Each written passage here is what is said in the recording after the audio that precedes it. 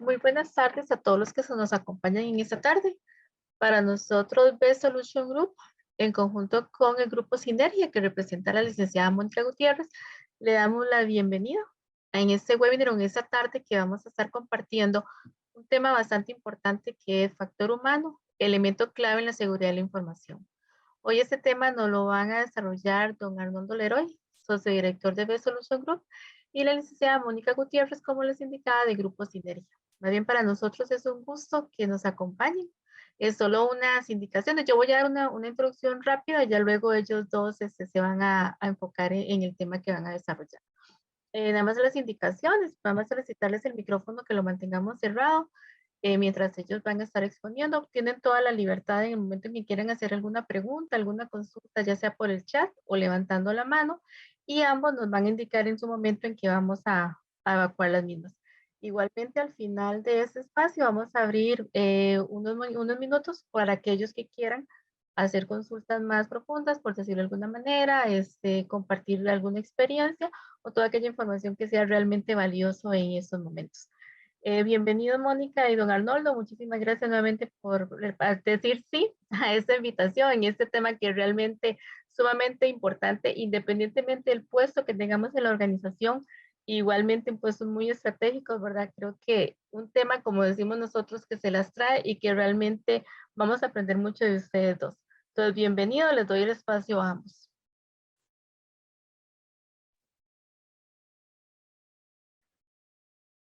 Don Arnoldo tiene el micrófono en silencio.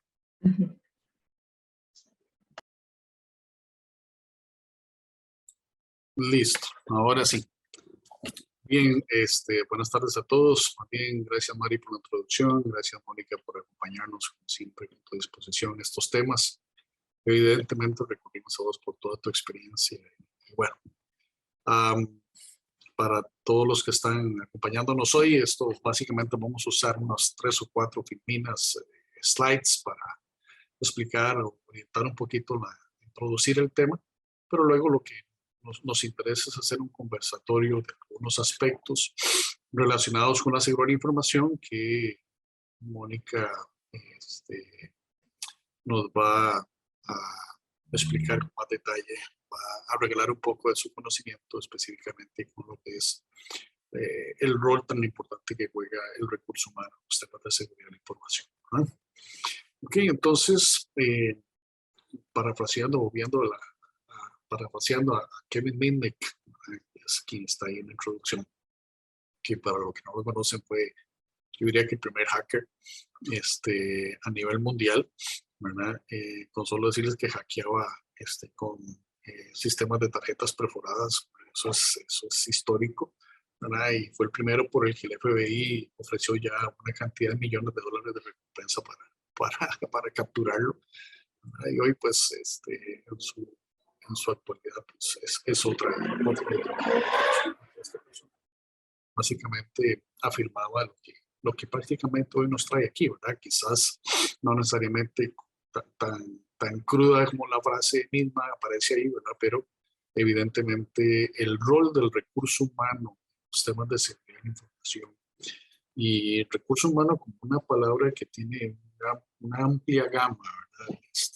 Dentro del concepto de seguridad de la información, es fundamental, ¿verdad? No todo es tecnología, no todo puede ser tecnología y eso es parte básicamente de lo que nos trae aquí, ¿verdad? Si revisamos un poco las estadísticas, ¿cómo se llama? Que podríamos tener en la actualidad, bueno, no vamos a repasar una a una, pero sí, si damos un vistazo general a algunas de estas estadísticas, nos vamos a dar cuenta que los números son muy significativos y lo que implica cada uno de estos temas es que básicamente hay aspectos de la seguridad de la información que hemos dejado de considerar o que no estamos considerando con el nivel de importancia correcto, ¿verdad? ¿Okay? Por ejemplo, ese 89%, la primera, ¿verdad? Que la ciberseguridad no cumple completamente con las necesidades de su organización, es escandaloso, ¿verdad? O sea, imagínense que entonces tenemos un área de ciberseguridad o una práctica de ciberseguridad que realmente no le está dando seguridad a la organización, ¿verdad? Entonces, aunque eso sea una percepción, el convertir esa percepción en realidad es parte de esa tarea de cualquier encargado de seguridad, ¿verdad? Entonces, la máxima, digamos, de estas estadísticas que tenemos acá, básicamente, es que el rol, independientemente de si es un experto en seguridad o si no lo es, si es un usuario, si es parte del gobierno o es parte de la gestión, no se está dando correctamente en la organización, ¿verdad?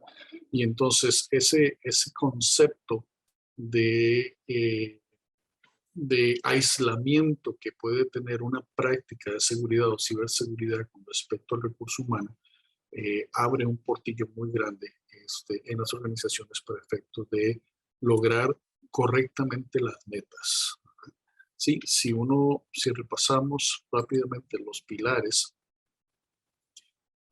o los entes o los elementos fundamentales para implementar una seguridad de información, estamos hablando de la estrategia y la toma de decisiones involucradas en la estrategia. Estamos hablando de la participación de la tecnología, estamos hablando de la participación de las personas y también, evidentemente, las prácticas, ¿verdad? Entonces, cuando analizamos esos 4 pilares, nos damos cuenta que 3 de 4 tienen que ver inmensamente o de una forma muy significativa con el rol, con la participación, con la inteligencia, con el conocimiento, con el entendimiento, o sea, con una participación 100% activa de las personas, ¿verdad? Desde la toma de decisiones, que involucra un poco también de gobierno y gestión, ¿verdad? Las prácticas y las personas como tal, ¿verdad? Entonces, desde el punto de vista cultural, desde el punto de vista de conocimiento, ¿verdad? Y cómo esa evolución de las personas y esas decisiones tienen que llevar a una madurez en las prácticas que apoya todo el proceso de seguridad de la información, ¿verdad? Entonces, bajo ese concepto, para este webinar, por efectos de tiempo, hemos decidido básicamente desarrollar 4 aspectos importantes que se presentan con una significancia importante, una significancia relativamente grande en los procesos de implementación, ¿verdad? Y tiene que ver con los procesos de alfabetización en seguridad de la información, tiene que ver con el ciclo vida del recurso humano dentro de la organización, tiene que ver con el sistema de gestión de seguridad de la información y los roles que involucra en la organización, ¿verdad? Y el modelo de sanciones. Esos 4 aspectos son los que hoy vamos a estar conversando con Mónica, ¿verdad? Y bueno, y quizás, Mónica, te lanzo el primer elemento. O sea, cuando nosotros estamos o desarrollamos procesos de implementación, uno de los aspectos fundamentales que hablamos es que lo generalizamos como alfabetización, ¿verdad? Sí, siendo alfabetización un proceso que nosotros lo visualizamos de forma integral, ¿verdad? Y que tiene que primero generarse el conocimiento y luego extender ese conocimiento, ¿verdad? Entonces, es un proceso que no es sencillo de implementar para las organizaciones. El tema aquí o el reto que se presenta es cómo hacer que esto sea un proceso continuo, un proceso integral y un proceso que de alguna forma se considere exitoso en una organización.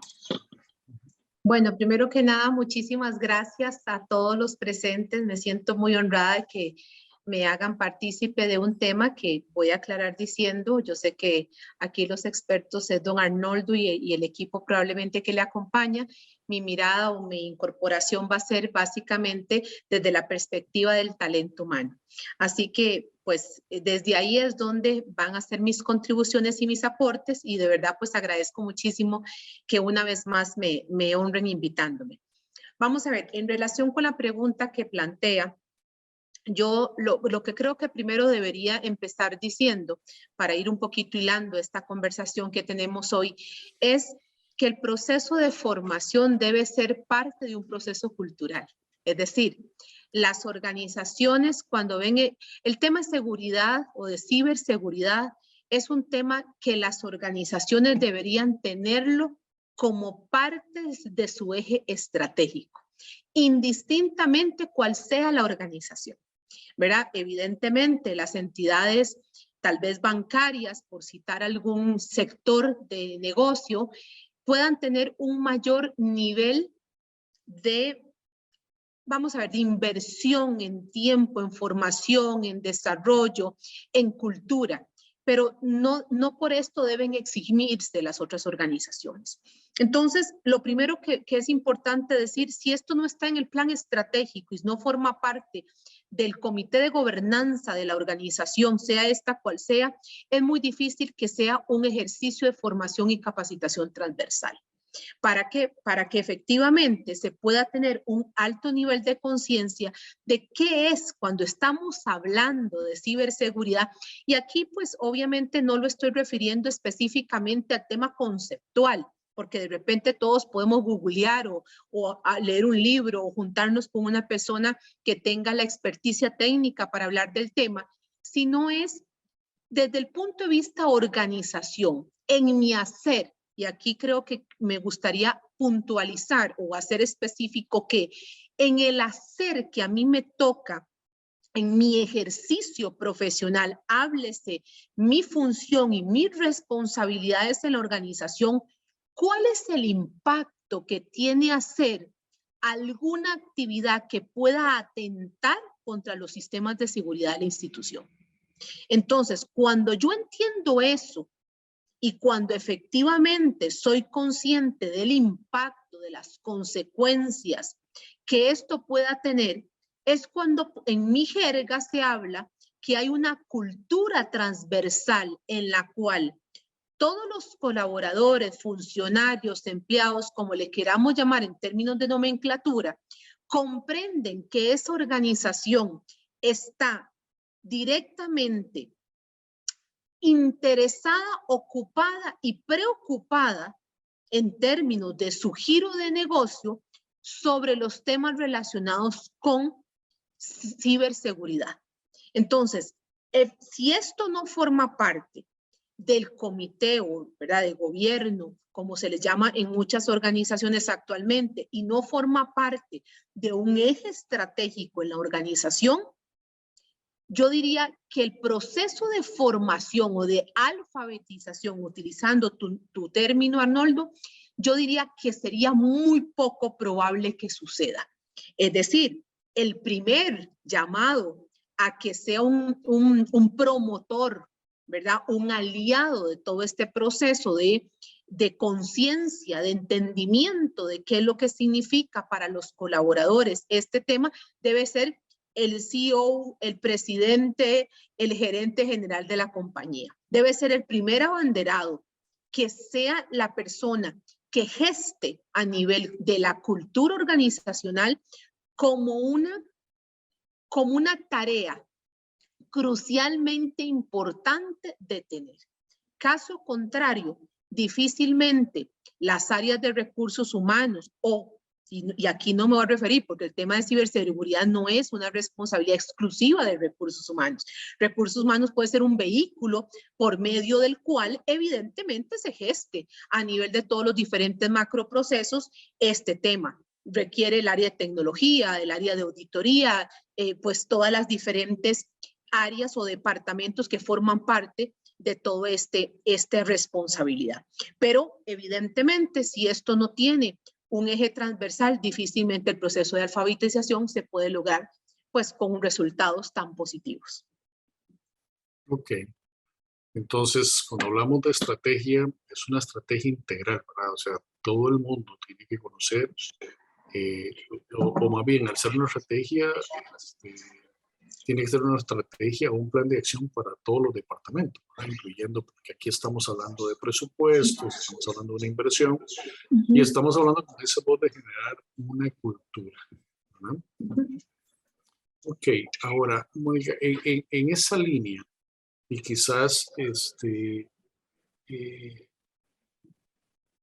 entendiendo entendiendo las armas que uno le puede dar a un empleado cuando lo capacitas, cuando lo entrenas, cuando le das conocimiento en seguridad de la información, ¿verdad? Porque aquí el conocimiento te da poder, ¿verdad? Y sobre todo en seguridad de la información, ¿verdad? Entonces, y el poder se puede usar para el bien o se puede usar para el mal, ¿verdad? Tal cual. Entonces, una de las preocupaciones importantes que salen en este tipo de cosas es en el mismo proceso de contratación, ¿verdad? Y yo lo voy a extender más, porque si hablamos de prácticas internacionales, las prácticas internacionales hablan del ciclo de vida del personal dentro de la organización, ¿verdad? Que tienen que ser un proceso seguro en todo momento. Entonces tiene que haber seguridad en el proceso de contratación, seguridad mientras sea una persona, digamos, laboralmente activa con ese patrón o con ese empleador, ¿verdad? Y seguridad a la hora de retirarse también, ¿verdad? Sí, entonces, en ese sentido, ¿qué valoras, o sea, diferente? ¿Qué hay que hacer diferente para que eso sea una práctica más robusta entre las organizaciones y permita poder, digamos, extender todo ese conocimiento hacia el interno de la organización? Vamos a ver, lo primero que yo creo que las organizaciones hoy tienen que tener muy bien definidos y parametrizados todo lo correspondiente a cuáles son las habilidades blandas no negociables que todo colaborador en una empresa debería tener. Y a esto me refiero que no solamente son aquellas personas que van a trabajar en aquellos departamentos involucrados en los temas de ciberseguridad, ¿verdad? Es decir, si yo no tengo claro el perfil y no tenemos claros cuáles son las competencias asociadas en términos de lo que nosotros llamamos en mi jerga las competencias transversales, es decir, aquellas que yo debo de cumplir porque responden a exigencias que la organización me está solicitando en términos de mi comportamiento, pues empezamos mal con el proceso de selección, ¿verdad? Inclusive, podemos irnos un poquito más atrás, antes de que yo sea partícipe de un proceso de selección, es cuáles son todas las medidas de seguridad que tienen los oferentes para participar de una forma equitativa y responsable en un proceso de selección, ¿verdad? Yo sé que hay muchas empresas que hacen procesos muy tradicionales, como otras empresas utilizan hoy una serie de plataformas que facilitan el proceso. Pero todo esto puede estar muy bien hecho. Lo más importante acá es cuáles son las competencias definidas. Y aquí hay un tema importante. Miren, cada día estoy más convencida, ¿verdad? No sé si por deformación ya de mi parte, pero que usted puede tener mucho conocimiento y puede ser una persona con una capacidad intelectual probablemente sobresaliente o que le faculte para ejercer de forma muy amplia su quehacer profesional. Pero si sus habilidades blandas no equiparan esa capacidad intelectual, la probabilidad de que usted use el bien y el mal es real, ¿verdad? Entonces, creo que el proceso de revisar, de analizar, y aquí una de las primeras, críticas, permítanme hacer uso de esta palabra, o señalamientos que yo les hago a las empresas es, asegúrese que las personas que están realizando los procesos de reclutamiento y selección tengan una alta capacidad de análisis. ¿Y esto para qué? Precisamente para que el proceso de selección sea acucioso, sea metódico, y no metódico en términos del ABC, paso 1, paso 2, paso 3, no, en términos de hacer una distinción clara en cuáles son las personas que responden satisfactoriamente en escalas mayoritarias a los perfiles definidos. Y aquí cuando hablamos de perfiles, siempre hago la acotación, no nos referimos exclusivamente a los descriptores de puestos. La gran mayoría de las personas de las organizaciones tienen los descriptores de puestos desactualizados. Entonces, y lo digo en forma general, no quiero que se escuche desde un señalamiento, una crítica, pero los descriptores evidentemente es un documento que se debe gestar, pero en la gran mayoría de las veces, o en la gran mayoría de las organizaciones, no hay una transversalidad entre el descriptor que destaca, que señala funciones y responsabilidades, más otros atributos relacionados a lo que es el documento como tal, rara vez hace una transversalidad, un alineamiento claro con las competencias. Entonces, si la persona que está haciendo el proceso de selección no es una persona que tiene esa capacidad técnica para distinguir si efectivamente los candidatos que estamos considerando en un proceso de reclutamiento son los óptimos, desde ahí el proceso inicia pues probablemente con unos resultados poco probables en términos de resultados positivos. Ahora bien, hay una cosa no menos importante que nosotros deberíamos ligar a esto. Arnoldo, y si me estoy adelantando, por favor me detenés. Pero es que hay dos cosas importantes aquí asociadas. Y es, si estamos hablando de ciclo de vida, recordemos pues que iniciamos desde el proceso de reclutamiento y hay dos procesos inmediatamente después que suceden indistintamente en las compañías. Es el proceso de inducción corporativa y que es el primer encuentro que yo debería tener como nuevo colaborador para entender estos temas y para saber que la organización para la cual estoy siendo empleada es una organización que tiene el tema de ciberseguridad como un pilar estratégico, no como un tema que de repente cuando nos toque la auditoría nos va a tocar correr a todos para garantizar que estamos haciendo bien la tarea. La inducción corporativa, ¿verdad? Y voy a tal vez a utilizar un poquito de términos un poco más técnicos en caso de que no nos acompañe gente de recursos humanos en la audiencia. ¿Verdad? Es un proceso que todos hemos pasado, induce, introduce, da la bienvenida y es el marco filosófico que nos describe en qué compañía estoy y nos describe adicionalmente cuál es el eje estratégico. Ahora, todas las inducciones pueden ser o muy aburridas o súper lindas, como un viaje, pero puede quedarse en el papel. Entonces, vamos a ver, yo puedo hacer una inducción casi que de esas de película, pero vamos a ver, eso puede ser un recorrido muy bonito, pero cuya realidad en la ejecución no se da. Entonces, si desde la inducción, desde el proceso de reclutamiento, pero en la inducción no reafirmamos y no empezamos a hacer la distinción que el proceso relacionado con la ciberseguridad responde a un pilar estratégico, para mí es invisible como nuevo colaborador. ¿Ok? ¿Y qué es lo que pasa? Que hay una realidad. No siempre los líderes, entendiendo por líderes gerentes, mandomedios, aquella persona responsable de gestionar equipos, son los primeros abanderados del proceso.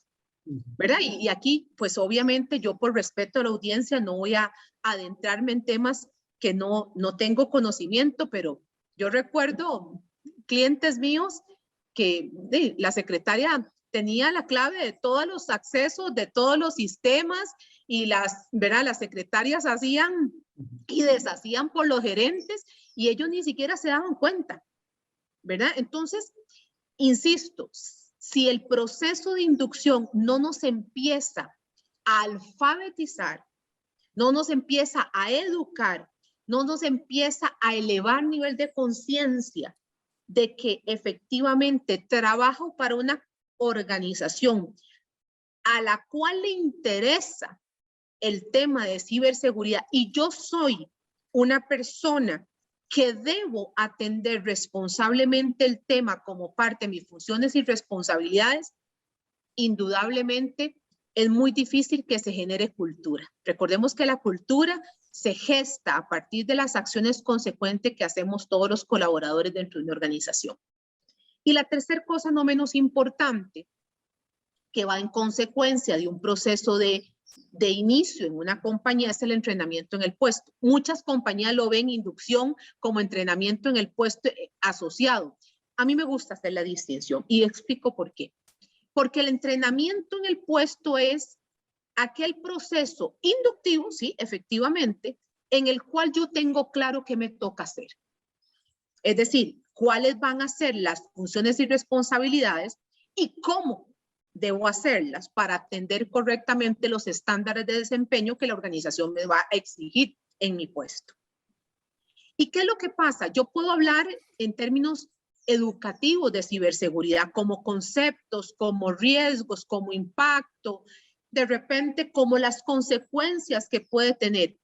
Pero si yo esto no lo llevo a mi hacer, a mi día a día, y yo entiendo que si yo aprieto la tecla F5 y me jalo una torta, y discúlpeme de repente el ejemplo un poquito sencillo, pues entonces yo no tengo por qué decir, es que yo sabía el concepto, sabía de que hay un tema asociado, pero yo no sabía que apretar la F5 iba a propiciar un problema enorme. Entonces, ¿qué pasa?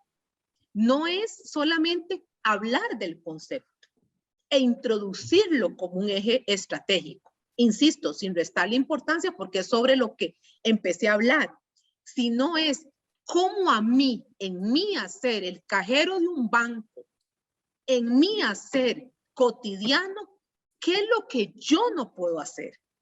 ¿Qué es lo que debo estar vigilante? ¿Qué es aquella actividad que puede resultar ilícita y que puede atentar contra algo que yo creo que no está de más mencionar, que es imagen y reputación? ¿Cuántas organizaciones por imagen y reputación, y esto no es solo organizaciones, personas, evidentemente, se han visto involucradas en un problema enormemente grande, producto de eso? Mira, producto de que atentó directa o indirectamente contra, ante una situación que lo condujo a la organización o a la persona a tener un tema de imagen y reputación. Entonces, aquí lo que creo que es importante es todas las compañías deben tener absolutamente alineadas, y creo que la palabra que me gustaría emplear es alineadas, el proceso de selección, el proceso de inducción y el proceso de entrenamiento. Porque esos son los tres primeros momentos claves para asegurarle a un nuevo colaborador que está en una compañía que tiene el tema de ciberseguridad como un eje estratégico.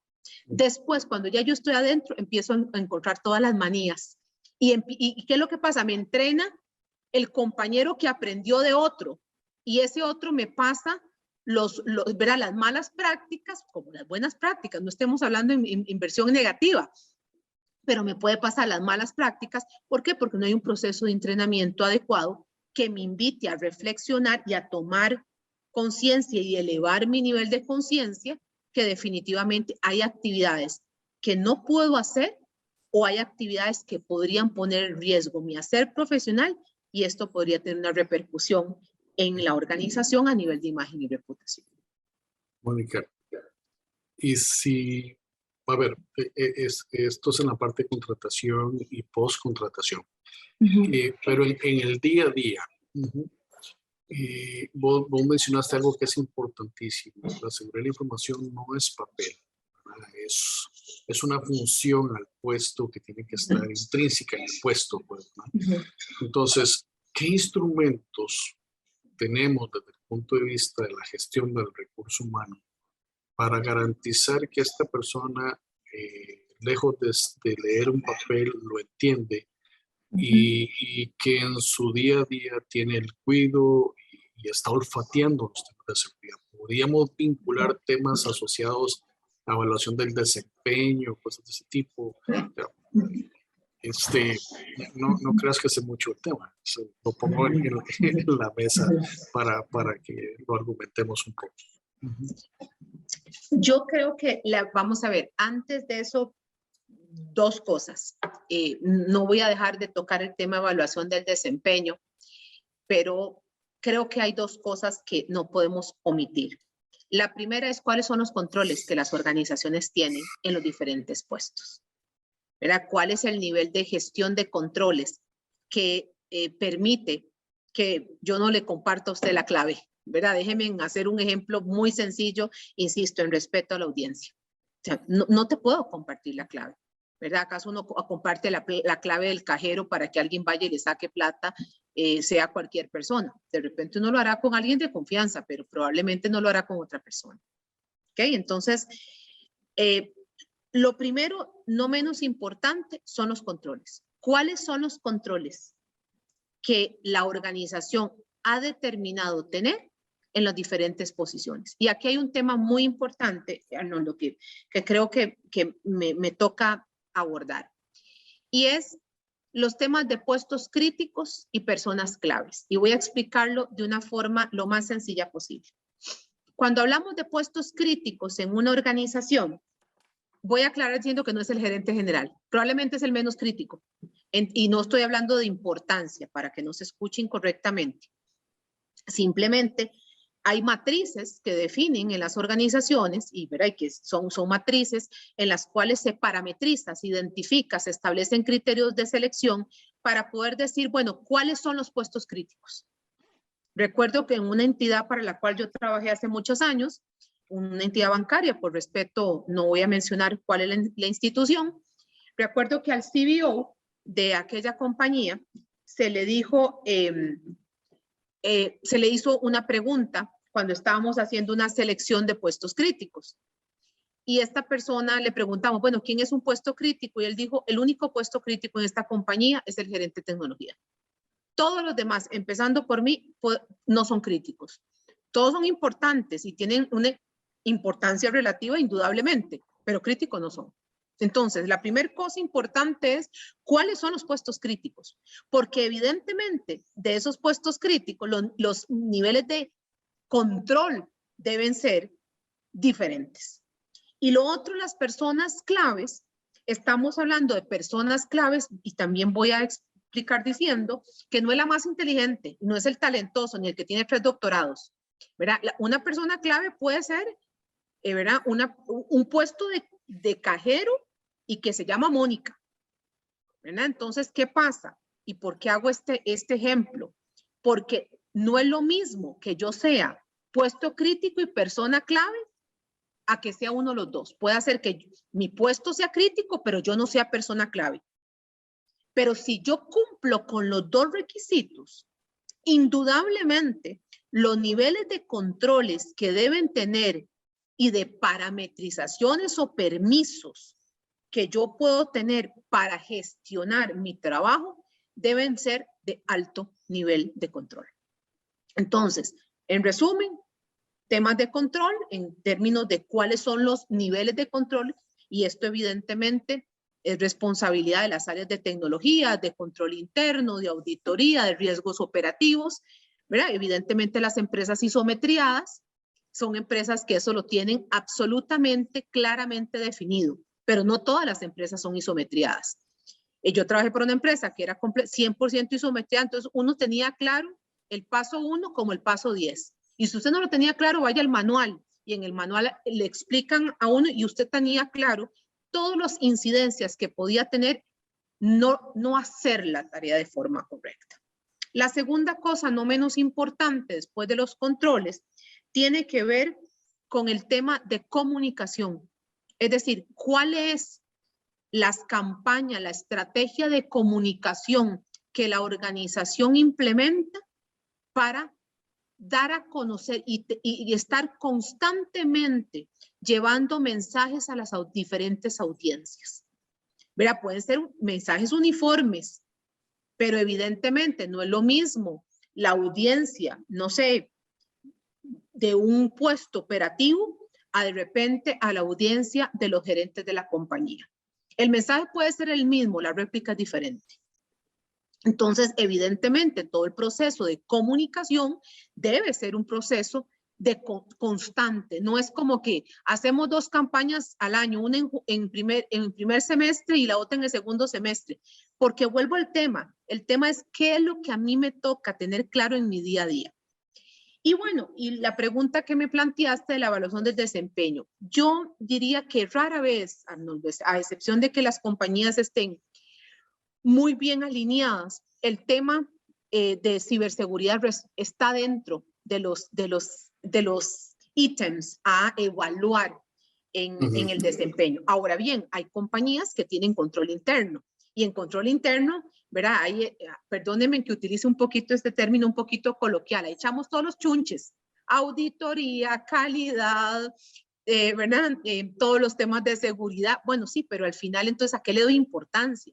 Y si en mi evaluación del desempeño eso cuesta un 2% y yo tengo un megaproyecto que cuesta 1.30, el otro 30, y esto cuesta un 2%, señores, ¿a qué le vamos a dar importancia? Probablemente los proyectos que me van a garantizar un desempeño sobresaliente, porque ese 2% pues probablemente no va a generar para mí un nivel de importancia real. De acuerdo. Ok, bien, queda claro. Ahora, utilizando un término que usaste ahora, la isometría.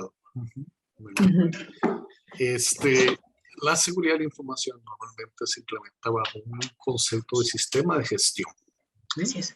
Entonces, mira, lo que hemos visto en la práctica nosotros es que los sistemas de gestión previos a un sistema de gestión de seguridad de información, que tiene que ver con ISO 9000, con ISO 14000, ¿verdad?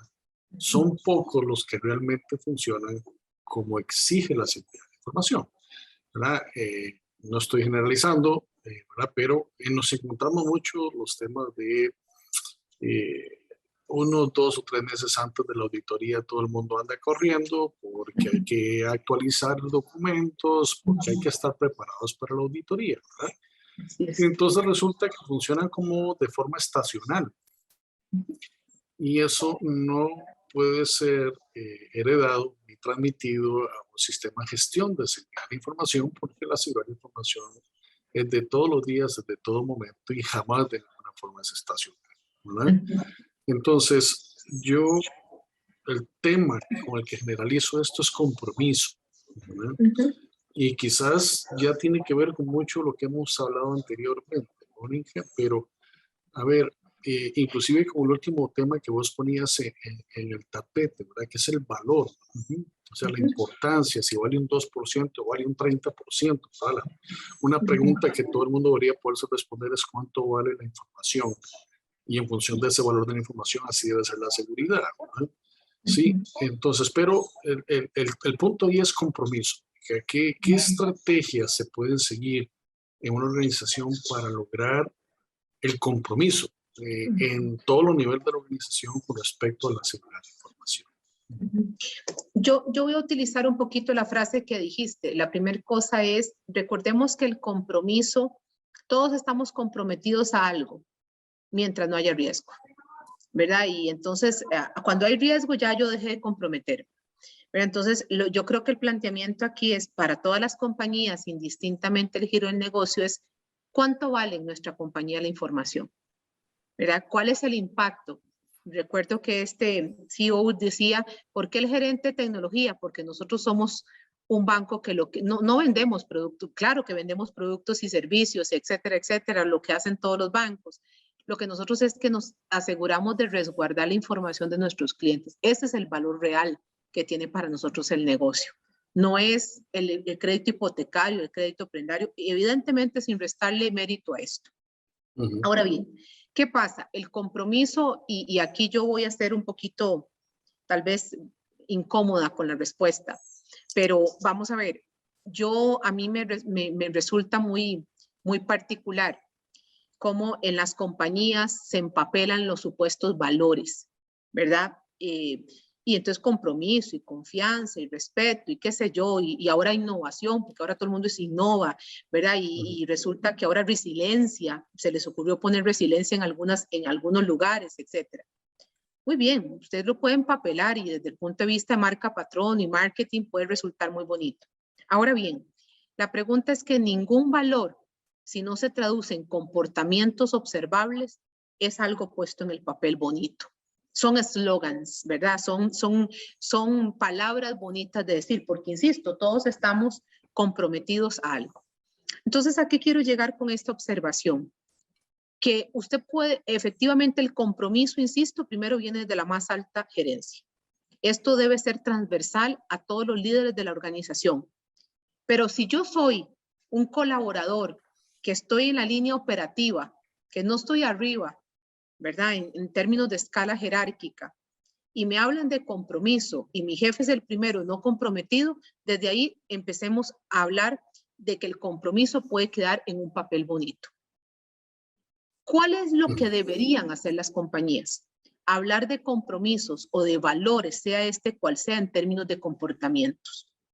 Yo digo que soy una persona comprometida en esta compañía, sí, solo sí, respondo, cumplo a cabalidad con estos comportamientos que la compañía destaca. Porque yo puedo decir, yo estaba comprometida con mi trabajo, pero no sabía que había riesgo, ¿verdad? Entonces, insisto, el compromiso tiene que venir de la más alta gerencia, háblese gerencia, presidencia, CEO, debe ser transversal, debe ser un eje estratégico en la organización para que podamos hablar de una cultura de organización alineada a la ciberseguridad, cuyo nivel de compromiso de nuestros colaboradores se traduce en comportamientos. De lo contrario, con el respeto de la audiencia, el compromiso, yo puedo decir, esto a mí no me tocaba, esto no es mío. Las empresas isometriadas o las empresas con un sistema de gestión de calidad robusto nos exigen. Y digo nos exigen porque yo, pues obviamente, nos exigen porque nos conducen literalmente a adentrarnos en una cultura de organización organizada, definida, parametrizada, donde efectivamente todo está debidamente o debidamente, no necesariamente mitiga el riesgo en un 100%, pero mitiga muchísimo riesgo porque generalmente todo el mundo tiene claro la línea de acción. Pero cuando las empresas no hacen una inversión en un sistema de gestión de la calidad óptimo, probablemente cuando hablamos de estos temas, lo primero que yo me pregunto, ¿y esto de qué tiene que ver conmigo? ¿Verdad? Esto a mí, no, eso es de los gerentes, eso es del señor de tecnología. O de repente, como usted bien dice, nos corremos todos y nos preparamos para una auditoría, pero ahí no estamos generando conciencia, ahí no estamos generando cultura.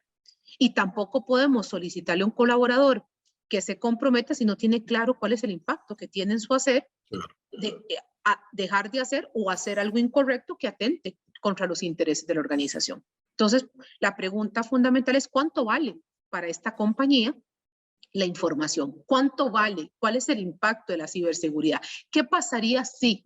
¿Verdad? Y empezar a hablar de supuestos, empezar a hablar de impacto. Y hay una cosa muy importante, Arnoldo, en el tema de compromiso, y es el significado, ¿verdad? Recordemos que las personas hablamos desde el significado, ¿verdad? Y no voy a entrarme ahí porque ahí sí me puedo quedar mucho rato porque eso sí es lo mío. Pero cuando hablamos de significado, ¿verdad? La pregunta es, ¿qué significa para mí compromiso? Y probablemente si usted y yo habláramos qué es para usted compromiso y para mí compromiso, cada uno va a tener una mirada distinta, quizás correcta, pero desde una mirada completamente distinta, porque el significado proviene de la identidad que yo tengo sobre un elemento que para usted puede ser completamente interpretado distinto. Entonces, el significado en las organizaciones de los valores debe ser traducido en comportamientos. Muy bien. Entonces, yo no sé si es pasándonos a la otra acera o en la misma acera, ¿verdad? Pero el último tema que quería tocar es el tema de sanciones.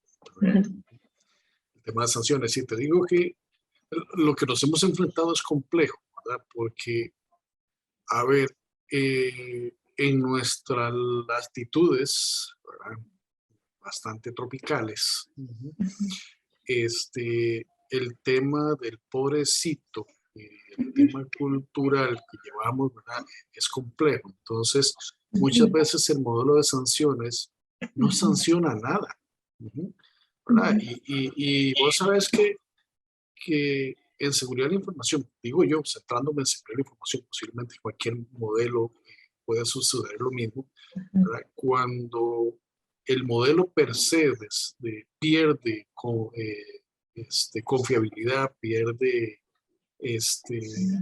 sinceridad, no sé cómo ponerlo, y entonces la gente transgrede el sistema y no pasa nada, ¿verdad? Entonces el sistema por sí mismo se va degradando, ¿verdad? ¿Cuál es la visión de un modelo de sanciones que realmente sirva a una organización y específicamente que apoye, los temas de seguridad de información, porque es muy grave, ¿verdad? En el sentido, transgredir la seguridad de información debe ser conocido y entendido como algo muy grave. Sí, más allá que un modelo, yo diría que las líneas de disciplina en las organizaciones debe estar clara, ¿verdad? Yo creo que toda organización debe tener dentro de su área de recursos humanos lo que llamamos en la jerga relaciones laborales, ¿verdad? Que es justamente el departamento que generalmente está ocupado y responsable de atender todo el tema disciplinario. Ahora vamos a hablar del contexto Costa Rica. El contexto Costa Rica habla de lo que es un debido proceso en términos legales. Y si aquí hay algún abogado en la audiencia, por favor se suma, y si estoy hablando algo incorrecto, siéntase en libertad de corregirme. Vamos a ver que cuando nosotros hablamos de un debido proceso, estamos hablando que la organización debe definir, primero que nada, su código de conducta interno. Y voy a aclarar diciendo que el código de conducta interno en ningún momento exime el código de trabajo, ¿verdad? Es decir, el código de trabajo está por sobre cualquier código que haya en cualquier organización. Ahora bien, ¿por qué hablamos de código de conducta? ¿O por qué hablamos de políticas? ¿Verdad? Estas sean cual sean, porque justamente va a ser el marco de referencia, el marco regulatorio que nos va a permitir distinguir todo proceso sancionatorio, sea cual sea la causal, ¿verdad? De que, no sé, yo voy a dar un ejemplo y permítame dar un ejemplo de en alguna oportunidad trabajando en el banco. Yo trabajo en 3 bancos, entonces la banca me resulta más fácil hablar. Recuerdo un colaborador que él tomaba todos los días de su caja, de la caja que él administró, era cajero en el banco, y resulta que él cogía dinero para pagar su desayuno. Él lo devolvía, pero él cogía dinero, ¿verdad? Uno podría decir, y aquí la letra es muy delgada y no vamos a entrar en marco de discusión, pero bueno, uno puede decir, pero devolvía la plata, ¿cuál es el rollo? Ni no lo podía hacer. Y saque la billetera, coja su plata y es la misma, porque tenés que coger la plata de la caja, ¿verdad? Si es la caja, en términos de la caja que se le entrega, es un recurso sobre el cual usted trabaja y es su responsabilidad atenderla y hacer su trabajo de forma diligente. Dicho esto, el marco regulatorio, el tener un esquema claramente identificado de un código interno de políticas y lineamientos nos permite actuar de forma correcta en términos de cuál es el debido proceso. ¿Y cuál es el debido proceso? Bueno, primero una llamada de atención verbal. El segundo proceso, y evidentemente esto tiene escalas, y tiene no solo escalas, sino tiene también referencia a cuál es el impacto de la sanción. A ver, si yo robé, por supuesto, yo no voy a empezar a decirte, hago una amonestación verbal, después una escrita, después te suspendo y después te despido. No, no, no. Si yo robé, se va ese día, ¿verdad? Y no hay tema de discusión. Pero bueno, hablemos del debido proceso. Amonestación verbal. Y voy a aclarar diciendo que la amonestación verbal puede quedar por escrita en términos documentales. Recuerden que hoy las leyes laborales de Costa Rica exigen a toda organización que aun cuando usted vaya a despedir sin o con responsabilidad patronal, usted debe detallar, documentar y evidenciar por qué despidió a Mónica. O sea, cuáles fueron las razones objetivas por las cuales Mónica no forma parte de la compañía hoy. Entonces, en la medida que usted documente de forma adecuada y bien gestada el proceso disciplinario, mitiga todo riesgo que eventualmente yo vaya y ponga una demanda en el Ministerio de Trabajo y el Ministerio de Trabajo efectivamente acoja esa demanda y tenga que reinstalar a Mónica de vuelta en la compañía. Entonces, después viene la amonestación escrita. Evidentemente, la amonestación escrita debe describir, valga la redundancia, la causa que origina esa amonestación y cuáles son los artículos o cuáles son los lineamientos o políticas que estoy infringiendo en la compañía para poder asegurar que efectivamente hay un impacto directo o indirecto sobre mi hacer profesional o sobre una responsabilidad directa que yo tengo. El tercer paso sería la suspensión. Entendida que la suspensión es un anticipo que te voy a despedir, pero pensemos que sos buena persona y que yo quisiera pensar que no vas a volver a cometer un error. Entonces, evidentemente la suspensión, recordemos que la suspensión tiene un plazo mínimo y un plazo máximo en términos de tiempos y de días, y es justamente un anticipo, es simplemente hacerte saber que la próxima que haya un error asociado a, efectivamente puedo ser despedida, y puedo ser despedida sin responsabilidad patronal. Ahora bien, voy a aclarar diciendo que este proceso que he mencionado evidentemente debe tener un hilo conductor, ¿verdad? No es lo mismo que yo, no sé, tengo una amonestación verbal con Mónica porque llegó tarde e incumple el horario de trabajo o toma 2 horas de almuerzo en vez de una, a decir, le hago un llamado de atención verbal porque comparte la clave con el compañero. ¿Verdad? Ahí es donde empezamos a hablar de gradualidad, ¿verdad? Y aquí los abogados son expertos en el tema, gradualidad e impacto. Y además también es aquí donde debemos tener muchísima claridad de cómo se diligencia posteriormente el proceso. Porque no, obviamente para llegar a un despido tiene que haber razones, no solo objetivas, pero sino razones que vayan conectadas. Yo no puedo decir, te amonesté por llegar tarde, después porque llegaste tarde al almuerzo, te jalaste una torta. No, a ver, tiene que haber obviamente una debida diligencia. Ahora bien, el marco disciplinario es algo que desde la inducción usted tiene que hacerlo saber. Toda organización lo tiene. Todo colaborador en una organización lo tiene, lo entiende, hasta que a usted le llega el momento que lo amonesten. Y ahí yo lo dejo de entender. Entonces, desde la inducción y volviendo al punto de inicio, cuando la cultura de la organización es una cultura en donde el tema de la ciberseguridad es un eje transversal y estratégico, también se habla del marco regulatorio y del marco disciplinario. Y probablemente yo parto de un principio básico, estoy hablando con adultos, ¿verdad? Y pareciera que los adultos no deberíamos tener que explicarles tantas cosas, pero bueno, hay adultos atrapados en niños interiores, entonces por eso es que a veces cometemos errores que parecieran absurdos de niños, pero bueno, el marco regulatorio debe ser parte también de todo el proceso inductivo y que yo entienda como colaboradora, evidentemente en el puesto de trabajo que estoy realizando, cuál es el impacto que tiene cometer una falta que atente contra mi posibilidad de continuar dentro de la organización. Muy bien, muy claro. Muchas gracias, Mónica. Creo que el tiempo nos ganó, ¿verdad? Mari, no sé si va a haber alguna sección adicional de preguntas, digo por el tiempo, o si cualquier otra pregunta pues se resolverá vía correo electrónico.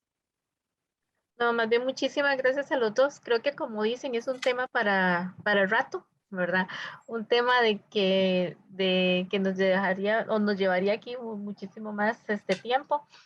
Por el momento, digamos, no tengo consultas ni preguntas en el chat. No sé más bien si nada más que agradecimientos por el espacio que nos están escribiendo. No sé si hay alguna persona que quisiera hacerles una pregunta directamente a don Arnoldo o a Mónica.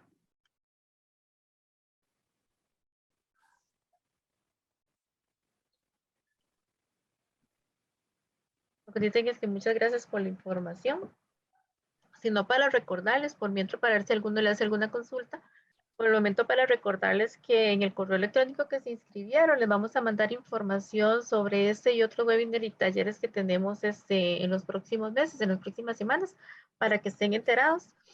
Y no sé, vamos a hablar pronto de los temas legales y seguridad de la información también, ¿verdad? Sí, correcto. Vamos a organizar un webinar que está relacionado igual, digamos, para siguiendo esa misma línea, que es sobre la parte de todo lo que tiene que ver el marco legal con los sistemas de información. Digamos, es como decimos nosotros en la tercera parte de los webinars que hemos traído. Hace 8 días estuvimos, bueno, la semana pasada estuvimos hablando de continuidad del gobierno corporativo y continuidad de negocios. Y hoy nos trae que es todo lo que es el factor humano, toda la parte del desarrollo humano y también el sistema de información, seguridad de la información, perdón. Y viene el siguiente con el marco legal.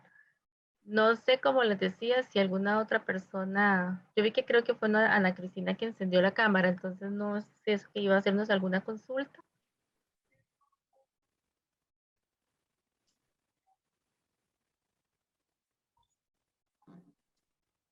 No creo que, más bien a ambos es agradecimiento a lo que nos están escribiendo en el chat.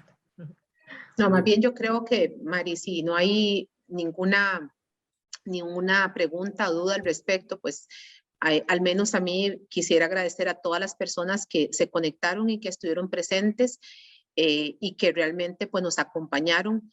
Estos son temas que hay que por lo menos verbalizar, vocalizar, diría una profesora mía, hay que vocalizarlos, al menos para que podamos no perder de vista que no es un tema menudo, ¿verdad? No es un tema que debemos meter en la bodega o en la gaveta del escritorio, es un tema del cual nos debemos hacer cargo, pero ante cualquier otra cosa, y voy a quedarme con la palabra que don Arnoldo hablaba, es la pregunta, y lo voy a lanzar como pregunta, evidentemente con el objetivo de reflexión, es ¿cuál es mi compromiso real con el tema de la ciberseguridad? Desde mi individualidad, ¿verdad?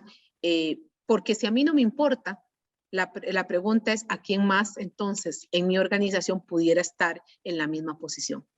Este no es un tema minúsculo y creo que hemos tenido grandes desafíos este año en Costa Rica. En las entidades de gobierno creo que ha sido, nos han dado un doctorado en relación con todo lo que ha pasado y si no hemos entendido que este es un tema que efectivamente, y no es un tema de ahora, ¿verdad? Es un tema que tiene muchos años de suceder y que sucede, lo que pasa es que quizás en aquellos años no se veía de forma tan mayúscula como lo vemos hoy. Así que prestémosle la atención debida, seamos responsables de nuestro actuar y sobre todo seamos comprometidos con la organización para la cual trabajamos, porque recuerden que indistintamente que para cuál organización trabajemos, la mano que nos da de comer no se muerde. Y por lo tanto, la responsabilidad de estos temas parte de mi individualidad. Y después puedo ser embajadora o embajador hacia otros de que este es un tema del cual nos debemos ocupar. Así que muchas gracias a todos, a don Arnoldo, a Mari y a todos los que nos han acompañado por hacernos partícipe de este espacio de conversación que siempre resulta un reto, sobre todo para mí que nadie pone cámara, entonces yo siento que le estoy hablando a un montón de cámaras, entonces, pero bueno, eso tiene que ver conmigo, con mi estilo de personalidad, con que yo soy una persona derecha, entonces la conexión con la gente me resulta pues absolutamente necesaria, pero muchísimas gracias por el tiempo y por la disponibilidad que han tenido cada uno de ustedes. Muchísimas gracias. Buenas tardes a todos. Igual, muchísimas gracias, don Arnoldo, y muchísimas gracias, Mónica. Un gran tema, como gracias decíamos, igualmente. para rato. Gracias.